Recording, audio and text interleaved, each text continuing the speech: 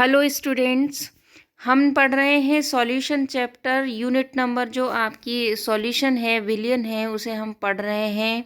और यहाँ तक हम आ पहुँचे हैं राउल के नियम तक, और राउल के नियम से भी हमने आदर्श विलियन की बात कर ली है। राउल के में मैंने आदर्श विलियन आपको समझा दिया है, उसके लिए ग्राफ भी मैंने प्लॉट कर दिया था।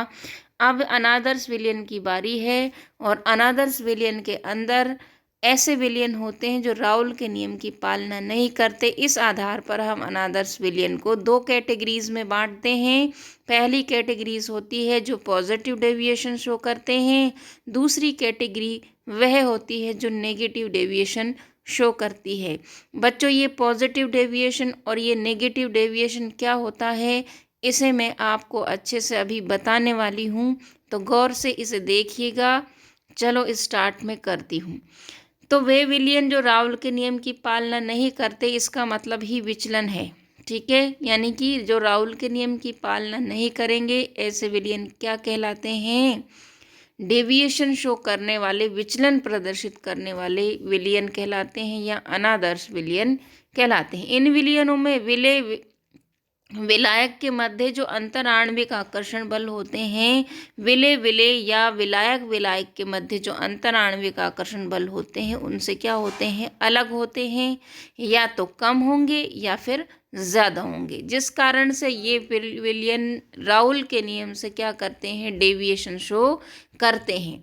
देखो, पॉजिटिव ये दो तरह का डेविएशन होता है, विचलन दो तरह का होता है। एक तो पॉजिटिव डेविएशन कह दिया और एक कह दिया नेगेटिव डेविएशन। पॉजिटिव डेविएशन का मतलब यह है बच्चों, इसे ध्यान से देखने की ज़रूरत है, क्योंकि पॉजिटिव डेविएशन का मतलब यह है, सीधा सीधा सा सिंपल वे में मैं अगर बताऊं, यानी कि जिसके अंदर वेपर प्रेशर ज़्यादा बनती है ऐसे विलियन पॉजिटिव डेविएशन शो करते हैं। और वेपर प्रेशर ज़्यादा बनने का कारण यह है कि विलियन में जो नए बंध बने हैं वो उनके बीच में आकर्षण बल पहले की तुलना में, पुराने बंधों की तुलना में कम है। इस कारण से इतना अलगाव होने की वजह से उनमें दूरी बढ़ जाती है, और दूरी बढ़ने के कारण वेपर प्रेशर ज़्यादा बनती है। वेपर प्रेशर ज़्यादा बनने के कारण जो ग्राफ हमारा आता है वो जो आदर्श विलियन के लिए जो ग्राफ है उससे थोड़ा सा ऊपर की तरफ उठा हुआ दिखाई देता है, तो उसे हमने पॉजिटिव डेविएशन कह दिया। वाष्प ज़्यादा बनने का मतलब इंक्रीज हुई वाष्प दाब, इसका मतलब पॉजिटिव। और अगर वाष्प दाब डिक्रीज हो रही है तो इसका मतलब वो नेगेटिव डेविएशन है। ठीक है, यदि विलियन का वाष्प दाब आदर्श विलियन के वाष्प दाब से क्या हो, कम हो, तो उसे नेगेटिव कहते हैं। अगर ज़्यादा होता है तो उसे क्या कहते हैं? पॉजिटिव डेविएशन कहते हैं। इतनी बात मेरे ख्याल से आपको समझ में आ गई होगी। अब इसे हम डिटेल से पढ़ते हैं। इसमें आपको कुल 4 पॉइंट ध्यान रखने हैं।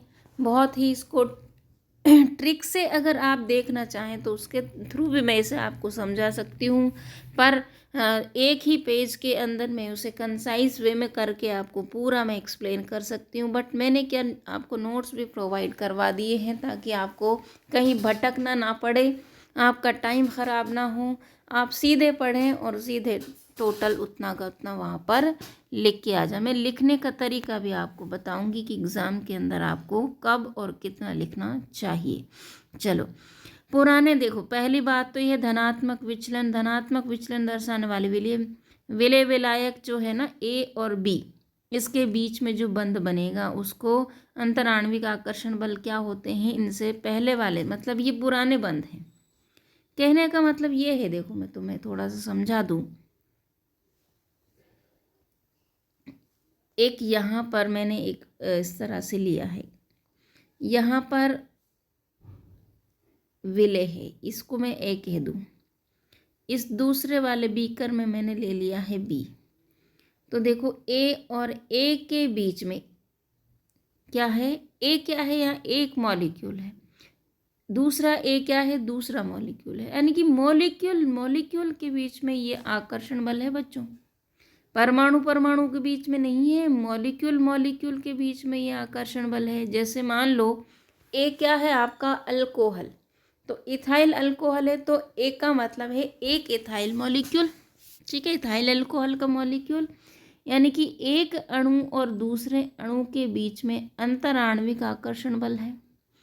अगर ये ज़्यादा है तो दूरी इनके बीच में कम होगी, अगर ये कम है आकर्षण बल तो दूरी इनके बीच में ज़्यादा होगी। बात समझ में आई? चलो, यहाँ पर कोई विलायक है जिसमें आपको इस घोलना है। सपोज दैट कि ये क्या है आपका H2O है, जल है। इस A को B में घोलना है तो इन दोनों से मिलकर एक सॉल्यूशन बनेगा ना बच्चों, A और B। ठीक है, अब विलेय विलायक के बीच में क्या हो गए, बॉन्ड बन गए। क्या बन गए, विलेय विलायक। यहाँ तो विलेय विलेय के बीच में या विलायक विलायक के बीच में अलग शुद्ध अवस्थाओं में इनकी में बॉन्ड थे। अगर ये पुराने बंध, इन्हें हम कहते हैं पुराने बंध, और इन्हें हम कहते हैं जो सॉल्यूशन बना है नए बंध। यानी कि पुराने वाले जो आकर्षण बल थे, अगर वो नए वाले आकर्षण बल की तुलना में ज़्यादा थे तो पुराने वाले बंधों के बीच में दूरियां कम होंगी। कम होने की वजह से वहाँ उनके बीच में ज़्यादा अटैचमेंट मॉलिक्यूल्स के बीच में होगा। जब ज़्यादा अटैचमेंट होता है तो दूरी कम होती है, दूरी कम होती है तो वॉल्यूम क्या होता है, कम होता है, यानी कि आयतन कम हो जाता है। अगर दूरी ज़्यादा होगी, आकर्षण बल कम होंगे तो दूरी बढ़ती है। दूरी बढ़ने से क्या होता है बच्चों, दूरी बढ़ने से वॉल्यूम भी इंक्रीज होता है। तो हम इस आधार पर इनको हम डिफाइन करते हैं। देखो, दूरी बढ़ने से ये है कि आकर्षण कम है इनके बीच में, ठीक है, और आकर्षण कम होने की वजह से वॉल्यूम क्या हो जाता है, मॉलिक्यूल दूर दूर होंगे, आकर्षण कम है तो, ठीक है। तो दूर दूर होने की वजह से उनको इतना बॉन्डिंग नहीं होगी तो वेपर उनकी ज़्यादा बनेगी, मतलब वाष्प उनकी ज़्यादा बन सकती है जिनमें आकर्षण बल कम होते हैं। इस वजह से वो पॉजिटिव डेविएशन शो करते हैं। तो हम यूँ कहते हैं कि धनात्मक विचलन दर्शाने वाले विलेय में विलेय विलायक, ठीक है, ए बी के मध्य अंतराण्विक आकर्षण बल कोमा विलेय विलेय या विलायक विलायक के अणुओं के मध्य के जो आकर्षण बल हैं उनसे क्या होते हैं, कम होते हैं। इस कम शब्द को आपको क्या करना है, हाईलाइट करना है, अंडरलाइन करना है, ठीक है। दैट इज़ वेरी इंपॉर्टेंट चीज़। अब इसको मैंने कंसाइज वे में लिखा है कि पुराने बंध, यानी कि पुराने बंध कौन से थे, विलेय विलेय या विलायक विलायक के बीच में, वो ज़्यादा प्रबल होते हैं जो नए बंध है ना सॉल्यूशन के बीच में जो बने हैं उनसे, ठीक है। ये बात ध्यान रखनी है, यानी कि मैंने ग्रेटर देन लगा रखा है इनके बीच में, ये कम होते हैं, ठीक है। इसे मैंने मैथमेटिकल फॉर्म में, धनात्मक विचलन प्रदर्शित करने वाले विलयनों के लिए ये सारी की सारी चीज़ है ना जो, ये सब पॉजिटिव होगा। धनात्मक का मतलब लिख लेना, ये तीनों वैल्यू क्या होंगी, पॉजिटिव होंगी।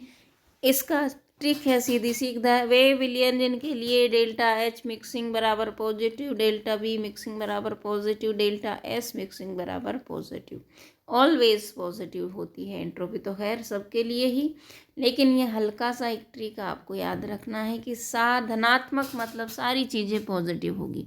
अगर कई बुक में आपको ऐसा भी देखने को मिलेगा कि ये 0 से ज़्यादा वैल्यू होगी, ठीक है, यानी कि 0 से ज़्यादा, ऐसे 0 से ज़्यादा वैल्यू का मतलब पॉजिटिव ही होता है, ठीक है।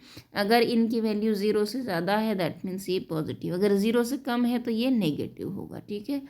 अब देखो कुछ और पॉइंट, पहला पॉइंट एक पॉइंट याद हो गया, ठीक है, एक पॉइंट यहाँ से निकल के आ गया, ये हमने याद कर लिया। दूसरा पॉइंट आ गया, ये भी हमने याद कर लिया, ठीक है, आकर्षण बलों के आधार पर और इन चेंज के आधार पर। अब राउल के नियम के आधार पर देखो, ये राउल का नियम था। यहाँ पर ये चीज़ और कर लेना कि P बराबर क्या होता है, मतलब मैंने कहा था कि सॉल्यूशन में जब हम राउल का नियम पढ़ा था तो P जो है ये ग्रेटर देन होगा PA + PB से, ठीक है। तो ये वाली वैल्यूज़ जो होंगी, ये सॉल्यूशन में जो वेपर प्रेशर होगा वो इनसे क्या होगा, ज़्यादा होगा, ठीक है। तो इनसे क्या होगा, वो ज़्यादा होगा, तो ये वैल्यू ग्रेटर देन होंगी। नए बंध आकर्षण बल कम होने की वजह से वाष्प ज़्यादा बनती है, यानी कि सॉल्यूशन जब बना तो सॉल्यूशन में विलेय विलायक के बीच में बंध होगा तो वो उनके बीच में आकर्षण कम होता है, इसलिए वेपर क्या होती है, ज़्यादा बनती है। और वेपर ज़्यादा बनने की वजह क्या है, आकर्षण कम होना, तो इसलिए वेपर ज़्यादा बनना दैट मीन्स ज़्यादा मतलब इंक्रीज होना, मतलब पॉजिटिव की तरफ इंडिकेट कर रहा है, इस वजह से हम इसे कहते हैं। कुछ एग्जाम्पल्स हमने यहाँ पर लिए हैं, एसीटोन इथेनॉल का सॉल्यूशन, एसीटोन कार्बन डाइसल्फाइड का बेंजीन एसीटोन का, कार्बन टेट्राक्लोराइड बेंजीन, ये सारे एग्जाम्पल आपको याद रखने पड़ेंगे। ठीक है, अब देखो ये जो ग्राफ है इसका थोड़ा सा मैं आपको बता देती हूँ ग्राफ के बारे में। देखो मैंने कल आपको एक जो वीडियो कल बनाई थी मैंने, उसमें मैंने आपको समझाया था राउल का नियम। राउल का नियम बताते बताते मैंने कहा था कि भाई यहाँ पर जो ग्राफ होता है, ये जो है ना रेड कलर की लाइन, ये जो सीधी लाइन, ये तो आदर्श विलयन की लाइन, अगर इससे ये ऊपर जाता है तो ये पॉजिटिव डेविएशन को शो कर रहा है। किसको शो कर रहा है? ये पॉजिटिव डेविएशन को।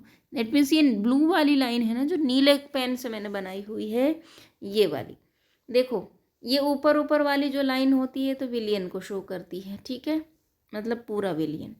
और ये कंपोनेंट ए को शो कर रही है और ये वाली लाइन कंपोनेंट बी को शो कर रही है। तो यानी कि इस रेड वाली लाइन से अगर ये ऊपर उठता हुआ दिखाई दे रहा है, गुब्बारा फूल गया जैसे है ना, फूला हुआ गुब्बारा दैट मीन्स पॉजिटिव डेविएशन, पिचका हुआ गुब्बारा दैट मीन्स नेगेटिव। ठीक है, तो यहाँ पर हम लेते हैं, इनको कहते हैं एक्स एक्सिस, है ना, यहाँ दो एक्सिस, यहाँ पर यहाँ इनको कहते हैं वाई एक्सिस, सॉरी। और ये जो है किसी को भी वाई और किसी को भी एक्स मान सकते हो, लेकिन हमने एक निर्धारित कर रखा है कि भाई ये वाले तुम एक्स मान लेना ताकि कन्फ्यूजन क्रिएट ना हो, क्योंकि वेरिएशन बहुत ज़्यादा आ जाएगा अगर। तो इसको हमने क्या मान रखा है? एक्स। इस वाली को हमने क्या मान रखा है? एक्स मान रखा है। ठीक है, एक्स, ये है वाई खड़ी हुई। ठीक है, ये दोनों वाई। तो यहाँ पर पहला वाला कंपोनेंट, यहाँ पर दूसरा वाला, यहाँ विलय ले लो, यहाँ विलायक ले लो, ऐसा कर लेते हैं। ए की शुद्ध अवस्था में वाष्प दाब और बी की शुद्ध अवस्था में क्या है? वाष्प दाब, इनको ले रखा है। तो देखो यहाँ लेते हैं एक्स पर क्या ले रहे हैं? मोल भिन्न। तो देखो यहाँ ए जो है ना, ए यहाँ से लेकर इस तरह से घट रहा है, तो ए का यहाँ एक, यहाँ पे बी इधर से घट रहा है, तो यहाँ बी ज़्यादा है और यहाँ ए ज़्यादा है। यहाँ जो बी है ना वो ज़ीरो है लगभग, और यहाँ भी क्या है? ए ज़ीरो है। तो इस तरह से मोल भिन्न इनके देखने हैं।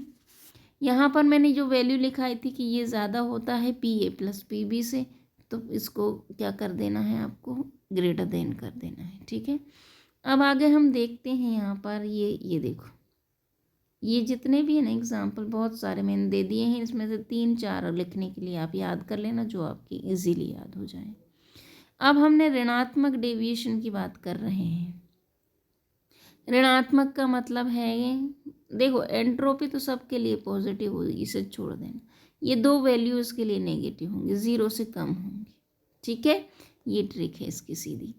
और दूसरा पॉइंट, पुराने अंतराण्विक आकर्षण बल उल्टा है, मतलब ये धनात्मक का जस्ट अपोजिट है। दुर्बल होते हैं, नए हैं जो ज़्यादा अच्छे होते हैं। नए जो सॉल्यूशन में जो बॉन्ड बने हैं ना वो ज़्यादा मजबूत होते हैं, इसीलिए मैंने इसको इस तरह से लेस देन करके इस तरह दिखा रखा है। ठीक है, समझ जाना, ये जस्ट अपोजिट है, कुछ नहीं, बहुत वेरी सिंपल, बहुत सिंपल है ये। राउल का नियम कैसे होगा? उसमें तो देखो पॉजिटिव में तो ये इधर था, नेगेटिव में ये इधर हो जाएगा, बस ये वैल्यूज़ इधर हो जाएंगी, कोई ख़ास बात नहीं है क्योंकि कम होते हैं। नेगेटिव डेविएशन के लिए ग्राफ देखो, वहाँ तो क्या था, इस जो डैश डैश की लाइन है ना, जो ये डैश डैश की लाइन, ये इससे देखो नीचे की तरफ डाउन डाउन जा रहा है, डाउन जा रहा है, इसका मतलब ये नेगेटिव डेविएशन है। नेगेटिव डेविएशन क्यों हुआ?